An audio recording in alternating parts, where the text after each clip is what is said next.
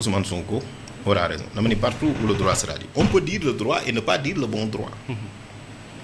C'est ça l'intérêt. Justice su Amérique xarab nañ ko. dafa daan toog pourtant di à un moment donné sur beaucoup de questions Amérique lan moo ko taal décision de justice l'affaire Dred Scott. tey jii daf leen a topp esclavage ba dans leur constitution loolu la ñuy tuddee le loup de Jefferson. loolu l'affaire et pourtant ay nit dañu xeex taxaw malgré que Cour suprême des États-Unis lu muy symboliser ce n'est pas parce que sénégalais yi dañuy xarab justice bi non ma jox la exemple. Oui. Ousmane Sonko dans l'affaire Sweet Beauté. Oui. séjourul igage. Oui. boobu ba tey man maa ngi déglu. pour xam Sabassi Faye dafa jox dëgg Ousmane Sonko ñu yabal igage. Oui. Oui. dëgg la wala dëgg ma jox la exemple. Ousmane Sonko l'affaire Mame Mbaye Niang mook Mame Mbaye Niang dañu ne la article 9 déclaration universelle des droits de l'homme 1789 suñu préambule lañ ko def. dafa am base constitutionnelle. mu ne la défense elle est assurée à toutes les étapes de procédure. Ousmane Sonko amoon un mois pour def appel. Oui. avant un mois yi di jeex ñu enrôler affaire am jugé ko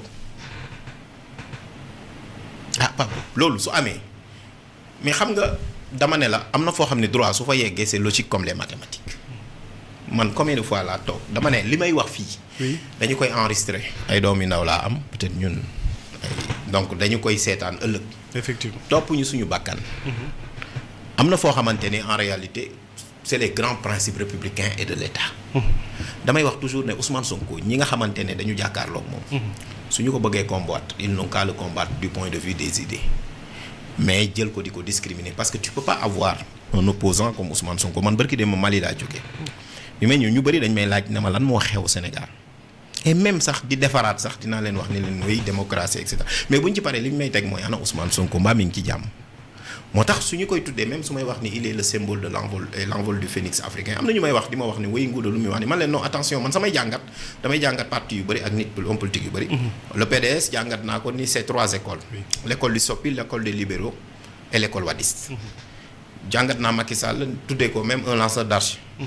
parce que contre ses opposants ñu ci bëri peut-être donc voilà il a jamais raté sa cible à part Ousmane Sonko quasiment. et Ousmane Sonko soo xoolee te loolu yëpp boo koy jàngat ci seeni propos nga koy wax parce que Ousmane Sonko quand il parlait de ses rapports avec la jeunesse si lay waxee loolu ne le 21e siècle doit donc symboliser le réveil n'est-ce pas du phénix africain endormi depuis longtemps. lan moo tax muy li symboliser le réveil n'est-ce pas et l'envol du phénix africain et d'ailleurs le phénix c'est parce que il renaît toujours de ses cendres. ñoom suloon nañ ko ba pare bay wax naan dem leen wuti plan B et cetera. Oui, effectivement. fàtte woon ni yàlla am na. mais Ousmane Sonko est toujours debout. moo tax ma ne partout où le droit sera dit. Ousmane Sonko aura raison et il triomphera et loolu may wax noonu waxuma ko pour Ousmane Sonko ni pour ses beaux yeux parce que man xam naa Ousmane Sonko. parce que je sais que c'est un grand patriote convaincu et c'est un digne fils du Sénégal et duñu ko faral ci lenn c'est un homme politique qui a ses qualités et ses défauts. mais par contre. man jàpp naa ne. Oui. il a un projet politique porteur boo xamante ni sénégalais yu bari gis nañ ci seen bopp su foofu nag suñu fa yeggee. Oui. li war a am mooy xam nga démocratie dafa am un critère convenu Amathane. Oui. yeneen critères yëpp sociologues yi juristes yi historiens yi mën nañ ciy discuter. mooy le suffrage universel.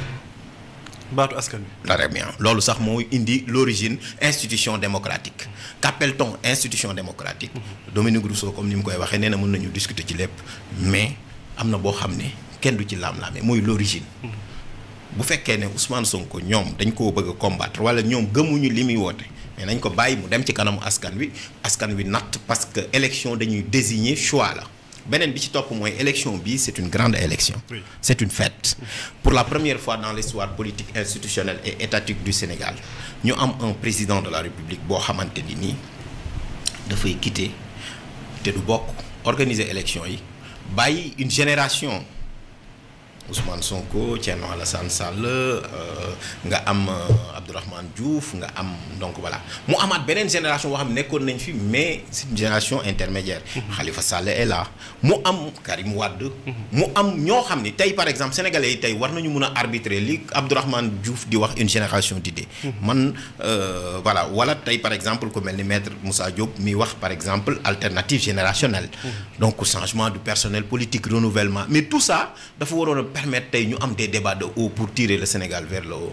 mais lu fi am mooy singili benn nit muy Ousmane Sonko li may tuddee les inconvenances à l'état de droit et loolu noonu dañuy porter atteinte à des principes fondamentaux la légalité la dignité et la loyauté gis nga principe yooyu noonu su amatul ci élection rek ça devient une élection déloyale te loolu les grands principes dañu ko fixé notamment par les principes de Venise tey jii nii oui Ousmane Sonko c'est la seule personne boo xamante ni mandataire am su demee DG ñun ko doo dugg alors que mandataire Ousmane Sonko député la c'est un honorable député DG boîte à lettres la rek bépp mandataire wala képp ku na beneen bi si topp mooy kañ nga daan dégg caisse de dépôt et de consignation di bañal nit naan ko du ma la jox sax ak du ma la jox lii yéen dañ ne leen jël leen xaalis rek joxe attestation waxuñu leen du ngeen juge du ngeen dara barki démb lan lañ def ay force de l'ordre lañ jël barricade foofu noonu maanaam ñi doon barricade waa tey sax ñooy ñëw léegi di barricade seen bopp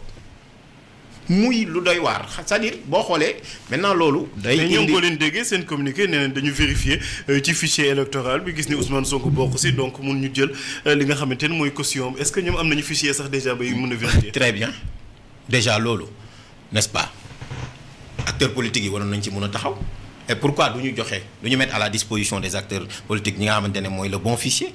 tey nit ñi ngi wuti parrainage xamuñu même est-ce que c'est valable ou pas.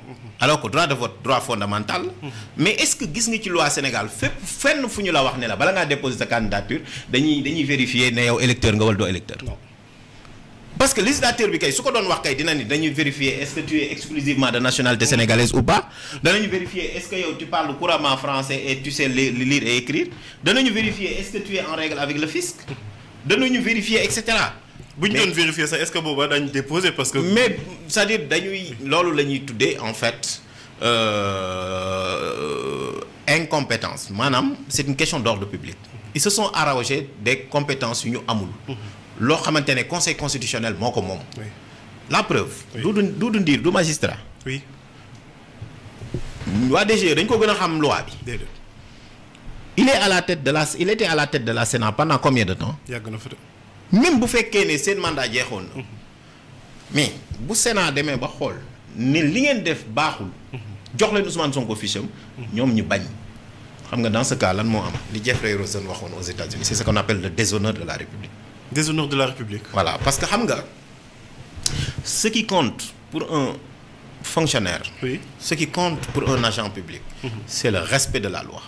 Ousmane Sonko da daan wax ne man damay taxaw sama chef ne ma donc voilà le patron moo wax telle chose mu ne bu mu méngawul ak yoon bi daf ko naan maa bañ defuma ko parce que man serviruma nit loi lay servir tey jii nii DGE ñoom dañoo waroon servir la loi parce que l'ordre manifestement illégal et qui compromet un intérêt public ne s'exécute pas et ça compromet un intérêt public parce que am na sénégalais yu bari yoo xamante ni Ousmane Sonko mooy seen leader wala moom la ñu am intention voteel ko te ce n'est pas pour rien mu nekk le leader de l'opposition et donc bu dee loolu la donc voilà moo tax ma ne la c'est le déshonneur de la République parce que tout simplement la République elle est fondée sur des valeurs et des principes et parmi les valeurs les plus fondamentales par Makhtar xam nga ban valeur la l'égalité devant la loi tolloo c'est une valeur fondamentale de la République non seulement droit la mais valeur la xam nga lan moo tax est-ce que xam nga ni égalité moo tax président Macky Sall mun a nekk n'est-ce pas jóge famille néew di doole ba rampe ba nekk président de la République. du si judd du ci sant. moo la wax loolu mooy l'égalité républicaine léegi lan moo tax égalité boobu noonu bëgguñu ko n'est-ce pas appliquer à Ousmane Sonko. parce que tout simplement nit ñi bëgguñu combattre Ousmane Sonko du point de vue des idées jiiñ nañ ko viol. jiiñ nañ ko financement occulte. c'est le seul candidat boo xam ne en 2019. en période de campagne. ñu ñëw sosal ko waxal ko loo xam ne du dëkk. am na site yoo xam boo demee ba tey article yaa ngi fa amul benn poursuite amul dara c'est la seule personne boo xamante ne tey quand tu as un opposant comme ça da nga ko war a utiliser jëfandikoo ko su waxee vacances patriotiques vacances agricoles patriotiques ndaw ñi dem te pourtant xam nañ ni tey jii ndaw ñiy dem ci géej gi yëpp waroon nañ leen a mën a tey sensibiliser ni leen fii mooy Sénégal y a de l'espoir su jëlee lekk bañ a dugub maire yi nga xam ne dañu toog di jaay wala dara seen chiffre d'affaires dafay yokk jour boobu su defee un geste même anodin ñëpp dañ koy reprendre. Effectivement. Quand tu as quelqu'un comme ça moo tax ma ne démocratie c'est une affaire de gentleman et de grande dame le président Diouf et le président Abdoulaye Wade c'était des gentlemen. loolu moo tax bi may jàngat ci homme politique yi ma tuddee le président Abdoulaye Wade un joueur de billard Le président Abdou Diouf moo koy wax dans ses mémoires. mu ne le président Wade c'est un joueur. Il n'a pas peur de perdre. La preuve le président Abdou Diouf le général Dieng. oui bi mu ko nommé à la tête de l'ONEL.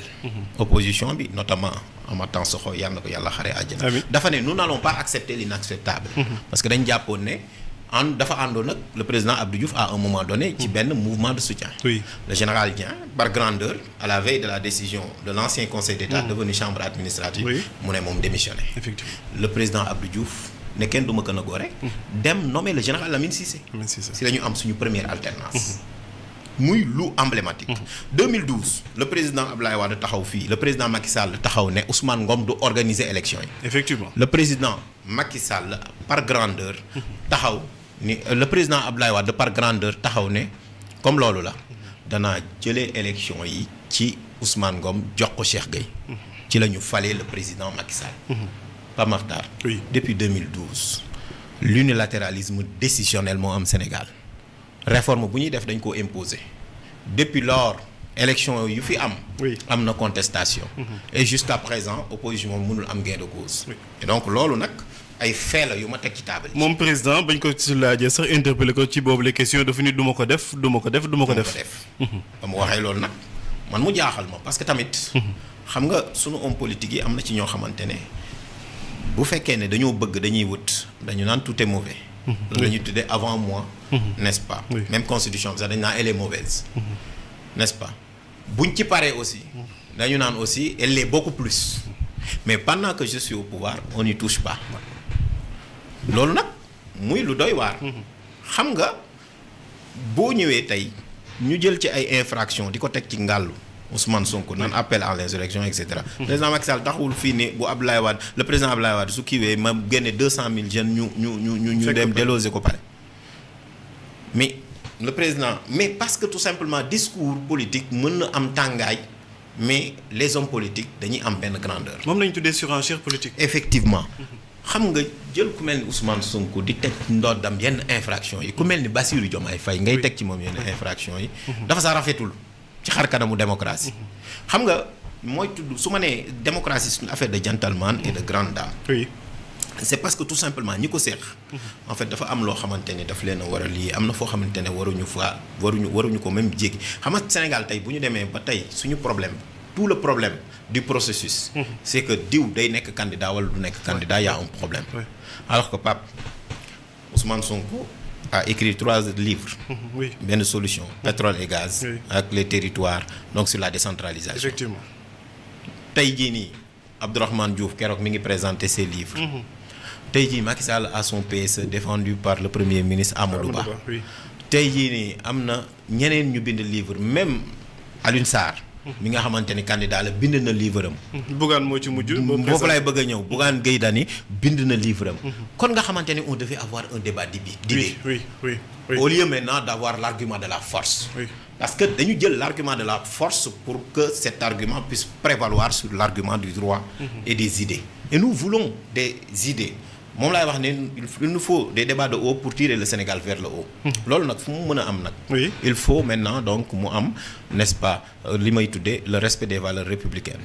on ne peut pas avoir la République au cœur et ne pas être au cœur des grands principes de la République. effectivement di ko fàttali moom le professeur Ngouda Mboup mooy suñu gan tey ci jotaayu PMD jotaay bi nag tey jotaayu droit lay doon dañuy waxtaanee waxtaanu xam-xam comme ni ñu koy faral di defee.